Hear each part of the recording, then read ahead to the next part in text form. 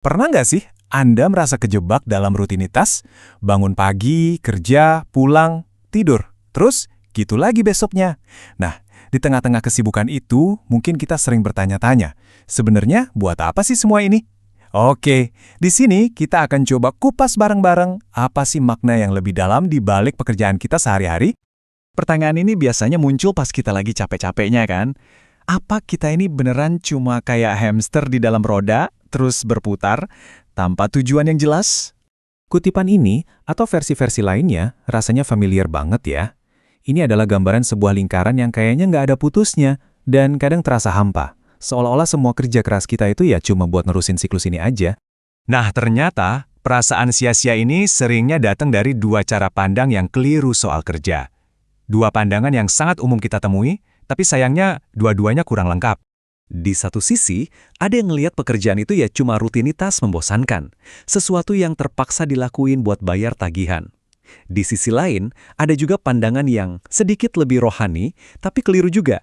Pekerjaan dianggap cuma mesin ATM buat mendanai pelayanan yang asli. Intinya, dua-duanya sama, memisahkan pekerjaan kita dari makna spiritual.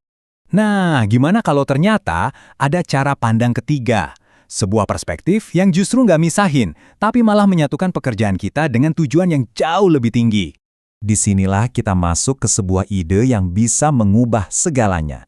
Sebuah pandangan yang bilang kalau pekerjaan kita itu bukan kebetulan, bukan juga cuma selingan, tapi bagian penting dari sebuah desain ilahi yang super besar. Intinya tuh gini, pekerjaan itu sendiri, mau Anda seorang programmer, desainer, kasir, atau montir, itu bisa dianggap sebagai ibadah. Jadi fokusnya bukan lagi cuma pada apa yang kita hasilkan, tapi pada bagaimana kita mengerjakannya. Prosesnya itu sendiri yang bernilai. Dan yang perlu digarisbawahi dari ayat ini adalah perintah untuk bekerja, untuk mengelola bumi ini, itu diberikan jauh sebelum manusia jatuh ke dalam dosa. Ini artinya apa? Artinya, kerja itu desain asli kita. Itu sebuah kehormatan, bukan hukuman. Oke, sekarang mari kita lihat gimana konsep ini digambarkan dengan sangat indah di Mazmur 104. Mazmur ini melukiskan kerjaan kita itu sebagai bagian dari harmoni alam semesta. Coba lihat polanya di sini. Keren banget. Tuhan yang menumbuhkan, tapi manusia yang mengusahakan. Ini semacam kemitraan, sebuah kolaborasi.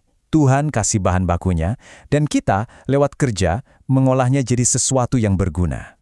Ayat ini seolah-olah menempatkan rutinitas kerja kita sejajar dengan ritme alam lainnya. Sama alaminya seperti matahari terbit dan terbenam, atau hewan-hewan yang mencari makan. Manusia yang bekerja dari pagi sampai sore itu adalah bagian yang harmonis dari tatanan ciptaan. Dan disinilah Mazmur 104 memberikan satu contoh yang jujur cukup mengejutkan. Sesuatu yang mengangkat status pekerjaan manusia ke level yang luar biasa. Coba perhatikan baik-baik. Di tengah-tengah pujian untuk karya ciptaan Tuhan yang dahsyat, seperti lautan dan monster laut legendaris Leviathan, tiba-tiba nongol satu objek buatan manusia, kapal. Ya jelas manusia yang buat. Kapal itu kan bukan seperti gunung atau samudra yang langsung diciptakan Tuhan. Terus kenapa kapal bisa ada di sini? Disebut bersebelahan langsung dengan salah satu makhluk ciptaan Tuhan yang paling hebat. Coba deh kita pikirin sebentar. Apa aja sih yang dibutuhkan untuk membuat sebuah kapal? Ada kebijaksanaan, ada ilmu teknik, ada skill pertukangan, ada tenaga fisik, dan tentunya ada pengetahuan yang diwariskan turun-temurun. Kapal itu adalah puncak dari kecerdasan dan kerja keras manusia. Nah, ini dia poin utamanya. Mazmur ini menempatkan hasil karya tangan manusia, sebuah kapal, sejajar dengan keagungan ciptaan Tuhan. Ini adalah penegasan yang luar biasa, bahwa pekerjaan kita, kalau dilakukan dengan baik dan benar, bisa ikut mencerminkan kemuliaan Sang Pencipta. Nah, dengan pemahaman baru ini, kita bisa merumuskan ulang motivasi kita kerja. Jadi, ini bukan lagi cuma soal gaji atau sekedar bertahan hidup.